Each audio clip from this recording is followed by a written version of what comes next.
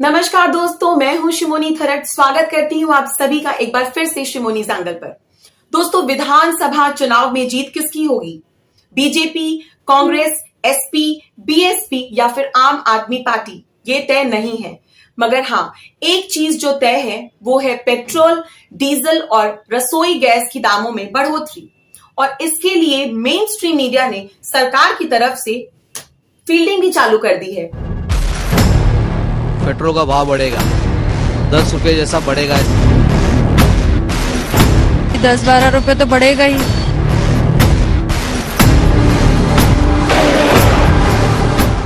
जो अभी चल रहा है उससे तो कन्फर्म 5-10 रुपए बढ़ जाएंगे। 4-5 रुपए अपने आप बढ़ जाएंगे। इलेक्शन के बाद अब 110 तक हो सकता है। 10 से 15% तो होगी वृद्धि पेट्रोल की प्राइसेस। 10 से 15 रुपए पर लीटर बढ़ने चाहिए। वो आपको दिन रात ये बताने में लगे हुए हैं कि कैसे पिछले लगभग 7-8 सालों में कच्चे तेल की कीमत पहली बार $100 प्रति बैरल के पार गई है। और अब बेचारी सरकार भी क्या करे, ना चाहते हुए भी उसे पेट्रोल, डीजल और रसोई गैस की कीमतें बढ़ानी पड़ेंगी। मगर वो आपको सिर्फ आधा सच दिखा रही हैं। चैनल्स दिन रात दर्शकों को टीवी पर यही दिखा रहे हैं कि कीमतें तो 7 मार्च को चुनाव खत्म होते ही बढ़ेंगी, क्योंकि सरकार के पास अब और कोई विकल्प ही नहीं है। असल में मीडिया और कुछ नहीं बल्कि देश की जनता को मेंटली प्रिपेयर कर रही है कि अगर तेल की कीमतें एक बार में ही 10 से 15 रुपए प्रति लीटर तक भी बढ़ जाती हैं तो आप और हम इस पर रोष न करें और इसे अपनी नियति मानकर स्वीकार कर ले, जैसा कि अब तक करते आए हैं। रशिया और यूक्रेन के बीच इस समय चल रहे युद्ध को भी कच्चे तेल की बढ़ती कीमतों के लिए जिम्मेदार ठहराया जा रहा है। और इस तर्क में कुछ सच्चाई भी है, क्योंकि रशिया एक बड़ा तेल उत्पादक देश है। रशिया और यूक्रेन के बीच वैसे तो विवाद सन 1991 से चला आ रहा है, जब से यूक्रेन रशिया से टूटकर एक अलग देश बना। मगर इस विवाद के मूल में यूक्रेन का एक डेमोक्रेसी होना भी है, जो रशिया के तानाशाह पुतिन को हमेशा से खटकता रहा। रशिया द्वारा यूक्रेन पर आक्रमण सिर्फ एक देश के विरुद्ध हमला नहीं है, बल्कि मानवता पर किया गया प्रहार है। और संकट की इस घड़ी में अमेरिका और नेटो द्वारा यूक्रेन को उसके हाल पर छोड़ देना न केवल अफसोसजनक है, बल्कि शर्मनाक भी है। खैर, चलिए विषय पर वापस लौटते हैं। 2014 में जब यूपीए की सरकार थी और कच्चे तेल की कीमत $110 प्रति बैरल थी, तब देश में पेट्रोल की कीमत 76 रुपए प्रति लीटर थी। जबकि 2021 में जब कच्चे तेल की कीमत $71 प्रति बैरल थी, तब पेट्रोल की कीमत 95 रुपए प्रति लीटर थी। सबको मालूम है कि जब क्रूड ऑयल की कीमतें कम थीं, तब सरकार ने एक्साइज ड्यूटी बढ़ाकर सरकारी खजाना भरा। और इस समय जब देश कोरोना से उभर रहा है और देश का एक बड़ा तबका आर्थिक परेशानियों का सामना कर रहा है, तो क्या ऐसे में सरकार को ये नहीं चाहिए कि वो एक्साइज ड्यूटी कम करके लोगों को फौरन राहत पहुंचाए? ऐसा नहीं है कि सिर्फ एक्साइज ड्यूटी बढ़ाकर लोगों को छला जा रहा है। 2014 में जब डीजल के प्राइसेस को डीरेगुलेट किया गया, तब से लोगों को यही समझाया गया कि अब गवर्नमेंट का तेल की कीमतों में हस्तक्षेप नहीं होगा और तेल कंपनियां कच्चे तेल की अंतर्राष्ट्रीय कीमतों के अनुसार ही तेल की कीमतों को तय करेंगी। काश ये सच होता, मगर हम सब जानते हैं कि ऐसा बिल्कुल नहीं है, क्योंकि तेल कंपनियां सरकार के अधीन हैं और अपरोक्ष रूप से सरकार ही तेल की कीमतों को तय करती है।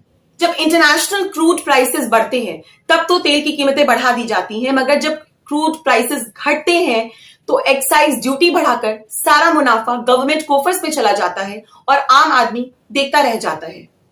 30 जून और 1 जुलाई 2017 की इंटरवीनिंग नाइट में पार्लियामेंट द्वारा जीएसटी को पूरे देश में लागू करने की ऑफिशियल घोषणा हुई। मध्य रात्रि में आयोजित पार्लियामेंट में इस कार्यक्रम को कुछ ऐसे दिखाने की कोशिश की गई जैसे ये देश को आजादी मिलने के समान ही कोई बहुत बड़ी उपलब्धि हो, मगर ये सरकार की कार्यशैली रही है, हर मौके को इवेंट बना देना और खुद ही अपनी पीठ थपथपा लेना। May I request the Honorable Rashtrapati ji and the Prime Minister and other dignitaries to come up and press the button and officially launched the GST.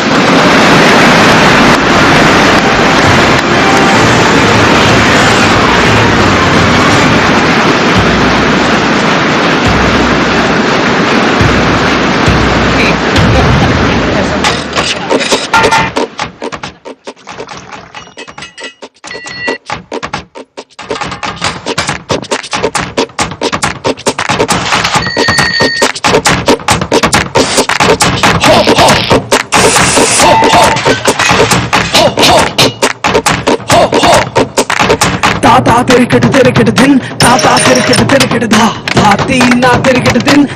GST लागू करने के पीछे सरकार का मुख्य उद्देश्य था वन नेशन वन टैक्स, यानी कि अगर किसी गुड्स या सामान पर महाराष्ट्र में टैक्स 10% है तो उसी सामान पर मेघालय में भी टैक्स 10% ही होना चाहिए एंड वाइस वर्सा।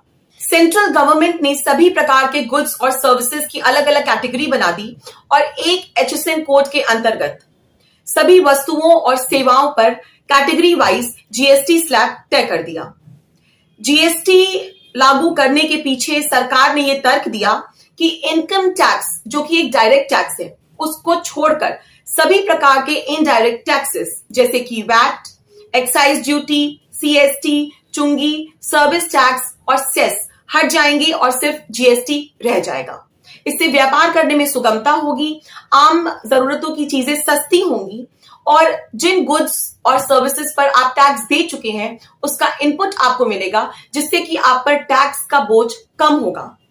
आज देश में जीएसटी लागू हुए लगभग 5 साल हो चुके हैं मगर अभी तक गवर्नमेंट पेट्रोल डीजल को जीएसटी में नहीं ला पाई है। अगर हम 2014-2021 की तुलना करें तो हम देखेंगे कि जहां 2014 में पेट्रोल पर टैक्स 34% था वहीं 2021 में पेट्रोल पर टैक्स 60% हो गया है, लगभग 2/3। यानी कि अगर आज पेट्रोल की कीमत करीब 100 रुपए प्रति लीटर है तो उसमें टैक्स कॉम्पोनेंट 60 से 65 रुपए का है। आम आदमी पर दोहरी मार पड़ रही है। पेट्रोल डीजल पर ना तो उसे जीएसटी का मुनाफा मिल रहा है और टैक्सेस एंड ड्यूटीज के कारण पेट्रोल, डीजल और गैस सिलेंडर भी बहुत महंगे हो गए हैं। ऐसे में रूस यूक्रेन युद्ध और अंतर्राष्ट्रीय बाजार में कच्चे तेल की बढ़ी हुई कीमतों का हवाला देते हुए 7 मार्च को अगर कीमतें बढ़ जाती हैं तो देशवासियों को यह समझ जाना चाहिए कि सरकार ने उनके साथ तेल का खेल कर दिया, क्योंकि खुद सरकार ने पार्लियामेंट में यह माना है कि पिछले 3 सालों में तेल पर वसूले टैक्सेस से 8 लाख करोड़ का उसे मुनाफा हुआ है। और ऐसे समय में जब जनता को फौरन राहत पहुंचाने की आवश्यकता है तो ऐसे में सरकार को भी यही करना चाहिए। दोस्तों, अगर आप मेरी इस वीडियो से सहमति रखते हैं, अगर आप ये समझते हैं कि मैंने आज जो भी कहा अगर वो सच है तो इस वीडियो को जरूर लाइक करिए और ज्यादा से ज्यादा अपने फ्रेंड्स और फैमिली के साथ शेयर जरूर करिएगा। मुलाकात होगी बहुत जल्दी नेक्स्ट वीडियो में। जय हिंद दोस्तों।